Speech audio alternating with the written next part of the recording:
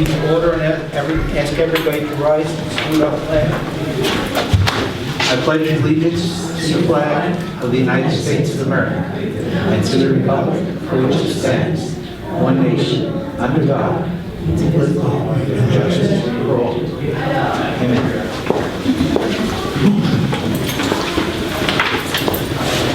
The purpose of this meeting tonight is for a budget review by the library director.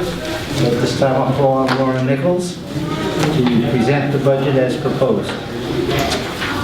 Thank you all for coming. My name is Lauren Nichols. I'm the library director. Thanks to Mr. Schmaller and Mr. Bogack for joining us, and of course our staff. And in a little bit, hopefully, our one candidate will introduce ourselves. To start, we're just going to go through the library budget. It's pretty straightforward. The library board has been completely conscientious and spent the whole year essentially always evaluating everyday expenses, so that when we come to budget time, we're able to put forth a respectful library budget without compromising our services and resources. So I think we'll go line by line.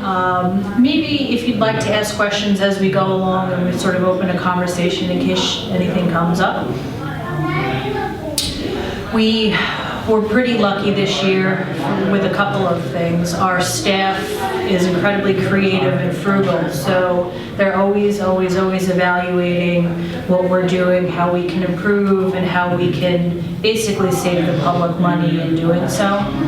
We had a number of retirements, and we sorely miss a lot of our friends and colleagues who have left us, but I have to say I'm really proud and impressed with how the current library staff has stepped up and essentially filled that void, and kind of allows us to be a little bit leaner and meaner and accomplish our goals without spending any more money. And this allowed us to keep things stable, 0%. Even though it is going to be a 0%, we technically don't even need to vote. If it fails, we still will just roll it over. But the library board felt that this is a nice opportunity for civic engagement, and we're going to move forward with that anyway. I did want to mention it's going to be a paper ballot, and the reason why we're using paper this year, this is an example of library staff always looking to save money. Laura, our library clerk, this year no longer can fire districts and libraries are we exempt from, they've since made the lever machines, you're no longer allowed to use them, so you need to rent the optical machines and buy those ballots. That's an increased cost. The cost of doing that actually is almost the amount that the tax cap would be. So, between Laura and the library board, these sort of are the type of decisions that we make every day that is allowing us to go with a zero increase. Even though it's zero, you will still get your rebate check. It's either the amount of taxes raised, or the amount of tax, even if you're doing zero, amount of taxes raised last year plus the cost of living increase, which isn't much. I mean, I don't want to pretend that people are going to be laughing their way to the bank, but it's basically a respectful gesture from the library board, who are in the same boat as everybody else, who's just basically trying to keep it together, feed your families, and live in a nice community. So the first item on the list is library materials, and we're keeping that the same. Library materials,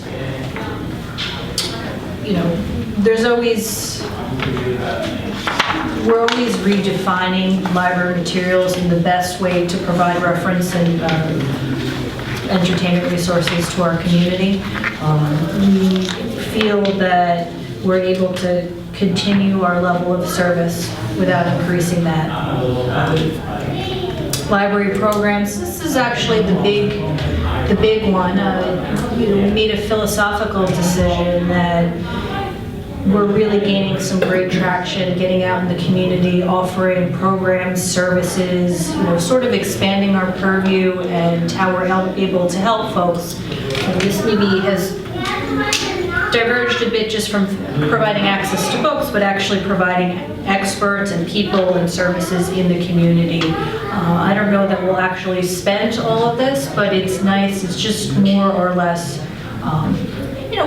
the concerts in Medford, that seems to get a lot of traction, the Alive After 5. Some of these we've dreamed a little bigger as far as community outreach goes, and it costs money, but a lot of this is just more of a statement that we believe in serving our community and outreach and allowing staff to feel supported and see what we can do with that. If this proves to be a bit much, then next year we of course can reevaluate.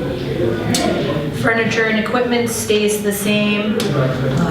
We are finding that we spend a little bit more on lower cost, say, computers as opposed to expensive servers, so some of the nitty-gritty has been adjusted, but the overall furniture and equipment budget line has remained the same.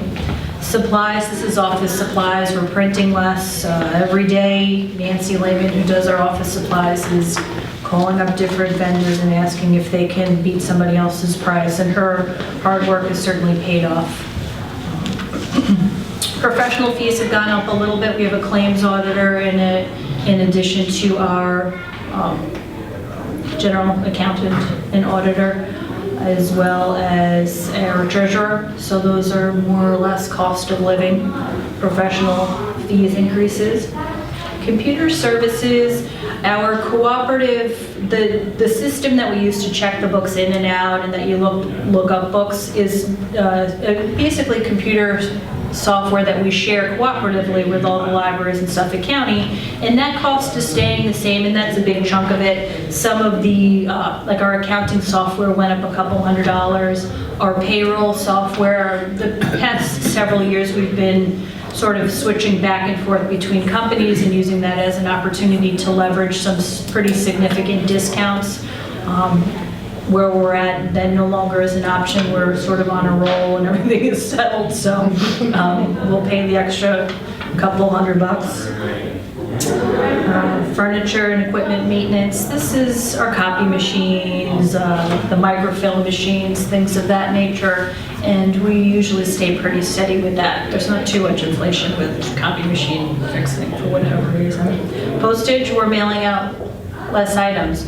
I did switch about this difference into our printing and public information. We're trying to,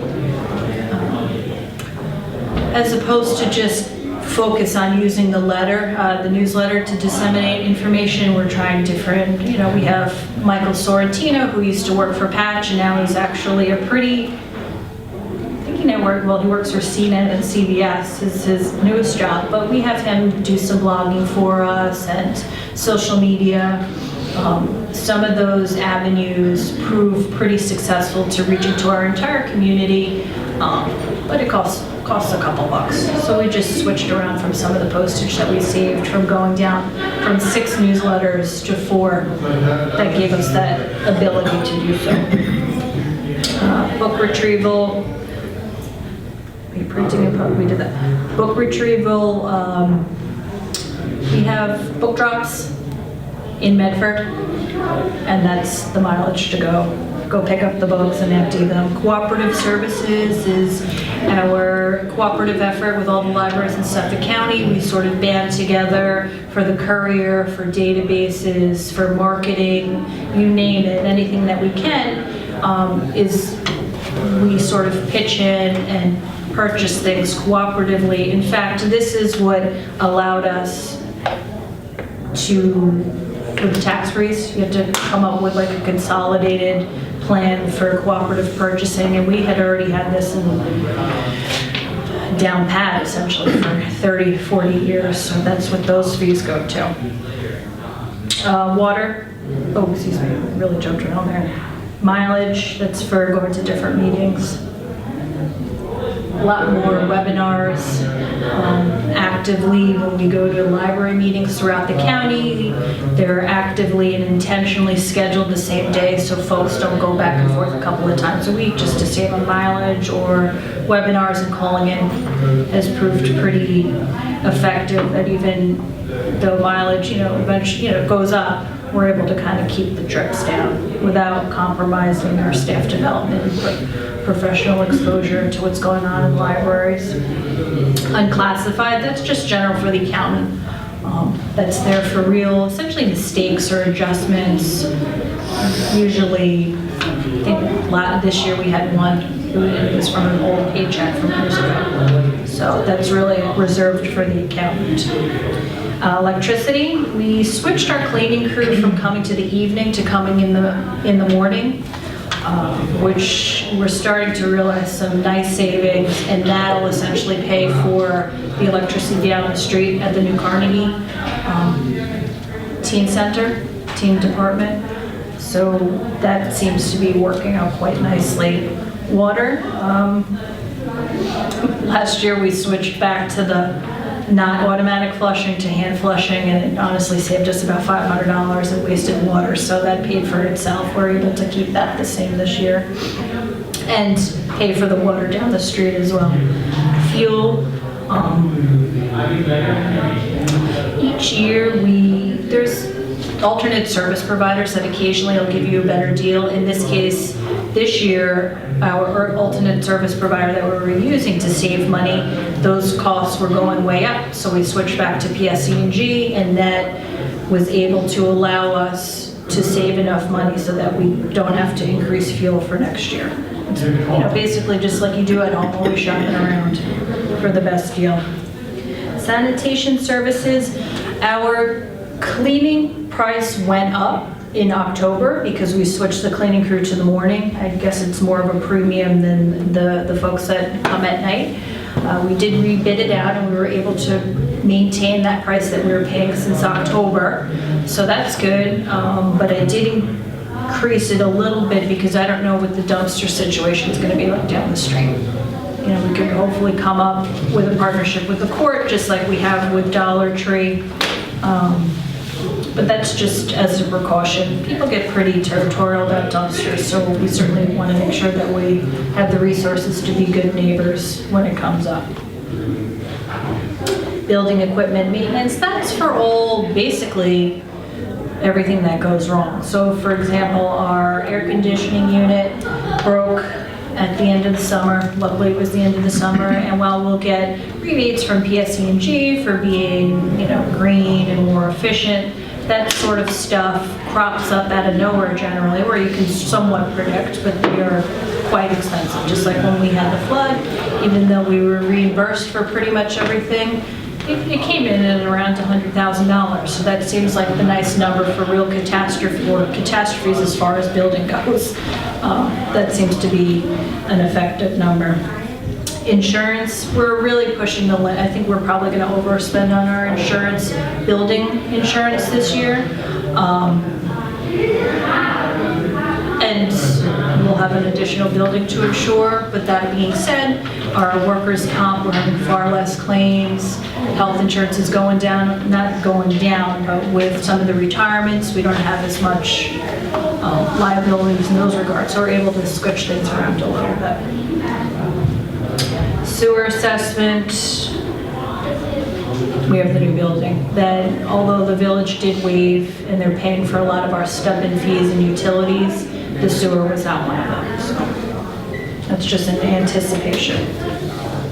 Salaries stayed the same. Since we had so many retirements, we were able to keep the status quo, and as of January 1st, MTA tax, libraries are exempt, yay. That's nice, they're $16,000. New York State retirement, there's hope. The bills seem to be going down. In fact, I think as the economy is improving, the next couple of years, we may start to chip away at these really enormous numbers and use that to sort of adjust the cost increase for everything else. So, our retirement bills should go down this year, and we're switch some of that money around to use in programming, things that the community can really have more tangible value to the community than maybe our retirement bill. Social Security remains the same thing with health insurance, and we were able to do that despite the increase basically due to the retirements, some attrition. Unemployment insurance will keep the same thing with disability.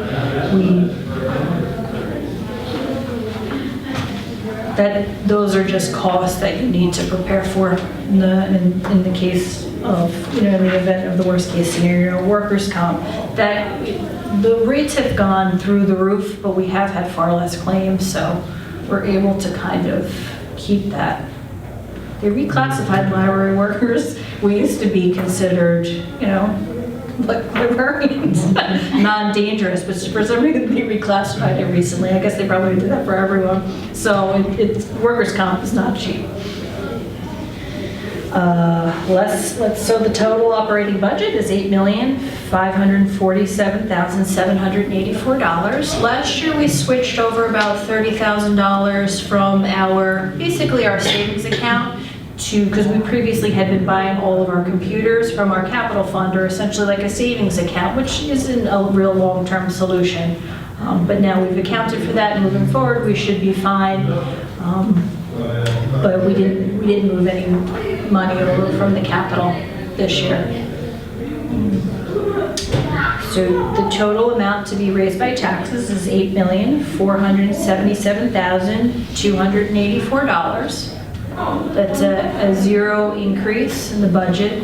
The assessed valuation doesn't come out till November, so I will know, none of us will know exactly if your actual library tax went up $1 or $2, depending on the neighbors. But are there any questions? Yes. Great. I know you'll be excited by it. Yeah. First of all, you've done a great job. Let me just say that. I'm looking at these figures. It's really good that you're able to hold the budget to where it is. That's good. No tax increase, and I may even get a check. Yeah. Maybe I could spend some of it at roast. We'll see. Yeah. I'll buy a coffee. Since I hardly know anything about the way the library operates, let me just ask a couple questions. Sure. I've looked at this budget, so it looks like because of the reduction in employee expenses due to the retirements, a big hunk of money became available, and that helped reduce the expenses. Is that the case? Not necessarily, but yes. So say we were really closing in on our budget for salaries, for health insurance, for stuff like that. We don't have to now increase and get more money to account for that. So health insurance goes up 7%, but we don't have to pay health insurance now for 5 people who no longer work here. So that difference, yes. I guess I'm referring to the pension, the New York State retirement figure gone from down 100,000. Yes, so Right. New York State pension fund is basically contingent on the stock market. So, but it's a couple years behind. It's not just like a Social Security. I guess it's invested some, I don't know if it's in hedge funds or, index funds or what have you. So there's basically an expectation for each, I guess, municipality that participates in New York State pension that you are responsible for paying these pensions or what have you. Right. These are your obligations. Now, when the stock market's doing well, they don't try and make up the difference by squeezing you and billing you more. Our number will definitely go down next year because of retirements. This reduction actually is not because of that. Okay. Does that make sense? Yes. Can I ask, how many employees does the library actually have? The library has 34 full-time employees and 140-something altogether. So over 100 part-time. It includes like the kids who work 4 hours a week. Okay. And the people who retired, that wasn't due to an incentive, that was just... It was due to it was due to we did. incentive. We worked with the employee union to come up with a retirement incentive. Okay, so that's good to know, because sometimes the incentives work and sometimes they don't, so... It really worked this time. And it looks like we should actually, the incentive itself was basically constructed so that by not replacing people the rest of the year, it'll be a wash. Okay, good. Like their salaries basically covered their incentive. And the library staff has just been picking up the slack, and I can't, thank them enough for that. I see you have, I didn't even know the library had revenues, I mean... Well, revenue in the sense of we get fines, those Okay. 5 cents add up. Okay. We receive a little bit in state aid, it's generally around $12,000. And then the other revenue last year was switching from our unassigned fund balance just into the operating budget, and that's considered a revenue. Okay, so that's where the revenues come from. And my last question is, Does I see no bonding cost here. Does the library have no bonding costs, no bonds whatsoever? And is there a capital fund with an amount of money to it? Yes, we And how have a much is in capital that fund. capital fund? The capital fund is about $2.5 million. At least one of that is still earmarked and restricted simply for the Carnegie renovation. Okay, and is the Carnegie Library, is that a zero sum? Does the library We're gain? able, it looks like we're able to cover it between donations and grants. So in donations, we've fundraised probably 1.1 million, and in grants so far, we're up to about 300,000. And it looks like we're pretty spot on schedule. Our project manager is just, I mean, at this point, it's a labor of love. He felt he made a promise and a guarantee to the community that it was going to cost $1.5 million, and he is doing it. Okay. But no, there shouldn't be any additional costs. Even with opening up that facility, we'll be able to absorb it, and that's sort of the stuff. If we don't replace the person, okay, so maybe we'll have to work a little harder, but then we can keep the lights on down the street, that type of thing. That's it, those are my questions. Thank you. Great. Anything else? Okay. All right. Next, we have the pleasure of introducing our solo candidate to the position of trustee this year. Tiffany Rivera is a local business person, and she lives in Medford, and I'll let her speak for herself. Tiffany? Hi everybody, I'm Tiffany. Like you said, I work at Roast across the street. I have a lot of experience volunteering in the community so far. I'm a board member for the Chamber of Commerce. I write for GreaterPatchogue.com. I run Patchogue Moms on Facebook. Anything else? I think that's it. But I'm very excited for this opportunity to help out with our library. I think that this library has such a unique position in the community, being on Main Street. I think there's not a ton of libraries on Main Street, and I use this library a lot with my kids. We do a program down here. We go have lunch on Main Street, and then we come back for another program. And we've made some great friends here, and I'm really excited to be a part of it.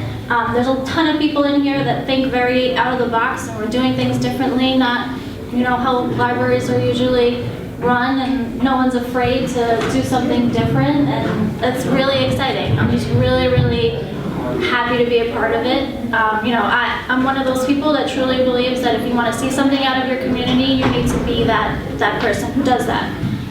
So I think I earned my right to complain with all of my volunteering in town. But that's pretty much it. Any questions? Are you running unopposed? Yes, I am. Yep. Mr. Schmuller is from Medford as well, so. Yeah. Do you want to start a write-in campaign? Is that what you said? No, I just, This year, somebody's retired or dropped out. she is unopposed, and Barbara is stepping down, so there is a vacancy on the board, and that's how it comes about.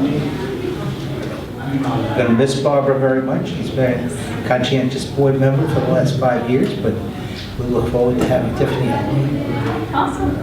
Okay, any other questions? If not, I declare the meeting adjourned. Thank you, everyone. Thank you. Bye.